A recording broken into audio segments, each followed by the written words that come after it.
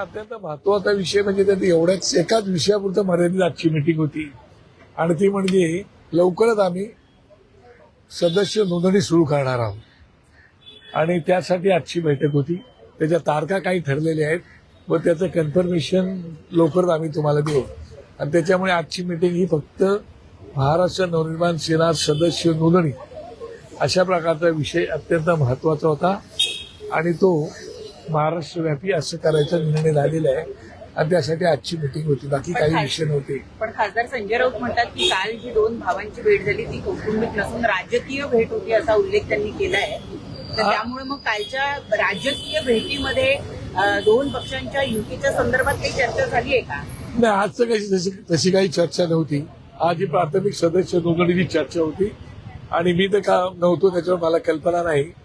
पण संजय राऊत आता काल त्या मिटिंगला होते, त्यांना कल्पना असेल. पण आज त्या विषयावरती कुठलेही भाष्य राजसाहेबांनी केले नाही, त्यामुळे कुठलाही विषय त्या आजच्या मिटिंगमध्ये नव्हता. संजय राऊतांनी असंही म्हटलंय की महाराष्ट्रातल्या ज्या महत्वाच्या महानगरपालिका आहेत मुंबई, ठाणे, कल्याण, डोंबिवली, नाशिक या आम्ही मनसेसोबत एकत्र लढू. आनंदाची गोष्ट आहे आमच्यासोबत आणि आम्ही त्यांच्यासोबत लढवणार असू तर आम्ही त्यांचं स्वागतच करू, तो गोष्ट वेगळी. पण त्या विषयावरती आजच्या बैठकीमध्ये चर्चा नव्हती आणि त्याच्यामुळे ज्या विषयाची चर्चा झालेली त्या विषयावरती बोलणं पण उचित वाटत नाही असं मला वाटतं. महापौर हा ठाकरेंचाच असेल असं सुद्धा वक्तव्य केलं. हा, मुंबईतलं जर सामान्य मतदार पाहिलं तर त्यांचं ठाकरे परिवारावरती प्रचंड प्रेम आहे आणि त्या आत्मविश्वासाने त्यांनी ते बोललेलं असेल आणि मलाही वाटतंय की भविष्यामध्ये नक्कीच चांगलं घडेल. मुंबई महापालिका असो किंवा मग ठाणे, कल्याण, डोंबिवली, आता ठाण्यात तर महाविकास आघाडीसोबत मनसे एकत्र आलेली पाहायला मिळते. जितेंद्र आव्हाड यांच्या घरी जी बैठक झाली त्या ठिकाणी अविनाश जाधव सुद्धा उपस्थित होते. मोर्चाला एकत्र उपस्थित दाखवणार. मला वाटतं की त्या विषयावरती मला बरोबर माहिती नाही, पण मी काल जी माहिती बघितलोय त्याप्रमाणे त्याची लोकल लेवलवर त्यांची बैठक झाली असेल. त्या विषयामध्ये आमच्यामध्ये काही डिस्कशन किंवा चर्चा काही झालेलं नाही. रामदास कदमांनी ज्या पद्धतीनं बाळासाहेब ठाकरे यांच्या निधनाच्या बाबतीत जी विधानं केलेली आहेत, तुमच्या सुद्धा त्यांनी नावाचा उल्लेख केला होता की बाळासाहेब यांचं पार्थिव अँब्युलन्समधनं शिवाजी पार्कमध्ये आणलं जाणार होतं आणि त्या बाबतीत बाळ नांदगावकरांनी सुद्धा बोलले होते असा एक त्यांनी संदर्भ दिलाय. नेमकं काय तथ्य आहे ज्या पद्धतीनं रामदास कदम आता आरोप करतात? नाही, आता कसं आहे, मला माईक बाहेरसमोर आलं तर मी बोलत असतो, त्याप्रमाणे त्यांनी काही एखादं वक्तव्य केलं असेल पण त्या विषयावरती बोलणं मला काही उचित वाटत नाही असं माझी स्पष्ट भूमिका आहे. पण इतक्या वर्षानंतर आता रामदास कदम यांनी हे जे रोज या मुद्द्यांवर बोलायला सुरुवात केलेली आहे त्याच्या मागे काही राजकीय कारण आहे असं वाटतं का? मला असं वाटतं की आम्ही सगळेच बाळासाहेबांचे सैनिक आहोत, कालही होतो, आजही आहोत, जरी बाळासाहेब नसते तरी. आणि त्यामुळे बाळासाहेबांच्या विषयाशी बोलणं हे माझ्यासारख्या शिवसैनिकांना काही योग्य वाटत नाही आणि मी त्याच्यावरती काही भाष्य करणार नाही. स्थानिक स्वराज्य संस्थांच्या नगर परिषदांच्या जे रचना आहेत त्या सोडती आज आरक्षण वगैरे सगळं जाहीर झालेलं. स्थानिक स्वराज्य संस्थांच्या निवडणुका कधी होत हे आता एकंदरीत मी आता तुम्हाला माहिती आहे की मी काल मराठवाड्यामध्ये फिरत होतो.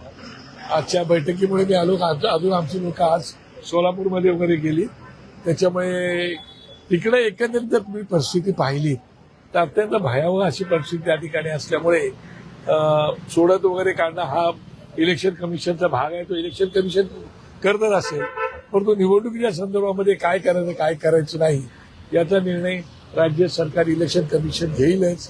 परंतु एकंदरीत लोकांमध्ये जो दिसतोय ते पाहिल्यानंतर मला वाटते की कितपत त्यांची भावना होईल आणि निवडणुका घेतील त्याबद्दल मी शासन आहे. आदिवासीच्या भागाचा दौरा तुम्ही केलेला आहे, काय वाटतंय सरकारची? तुम्ही जाऊन पीठ वाटले पण सरकारची मदत पोहोचली आहे?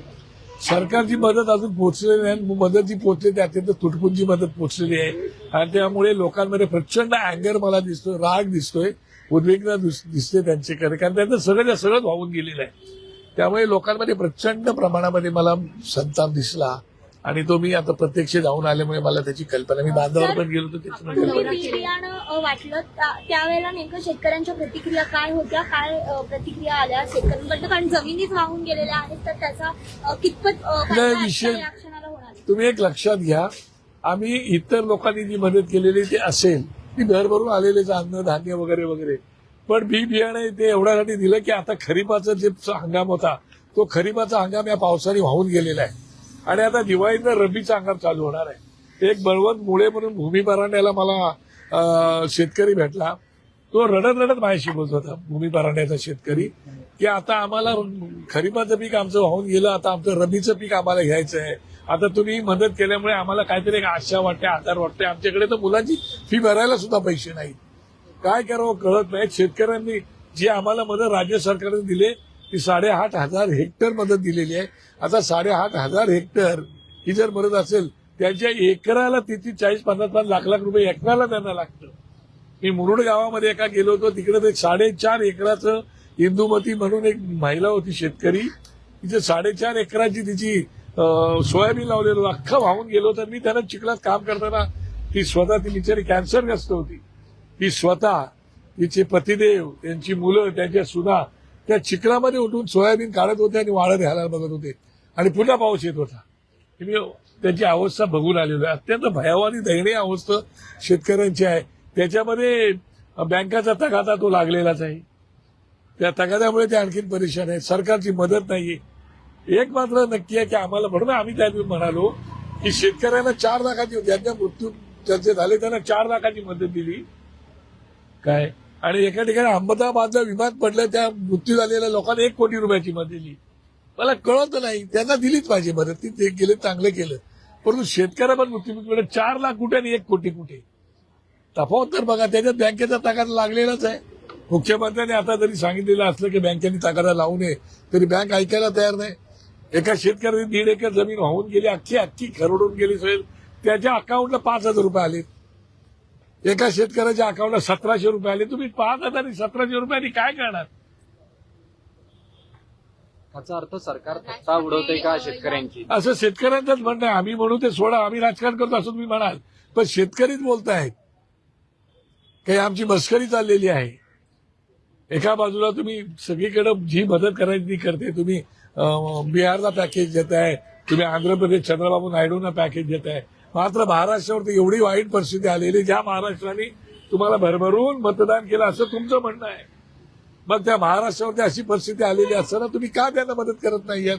एक भरघोस पॅकेज द्यायला पाहिजेत. काल अहिल्यानगरला सन्माननीय गृहमंत्री आले होते अमित शहा. ते बोले आमचे पंचनामे होऊ द्या, त्याच्यानंतर आमच्याकडे किती मागणी करता येते. आता यांचे पंचनामे होणार कधी, येणार कधी? तो शेतकरी असाच उद्ध्वस्त झालाय, ठाय मोकळून तो रडत होता. हे बघितलेलं आम्ही बघून आलो आता. त्यामुळे ह्या बाबतीमध्ये हे सगळे बाजूला NDRFचे जे निकष आहेत ते सगळे बाजूला ठेवा आणि माझ्या त्या शेतकऱ्याला पहिलं तुम्ही मदतीचा हात द्या, त्याला उभं करा, भरघोस मदत द्या.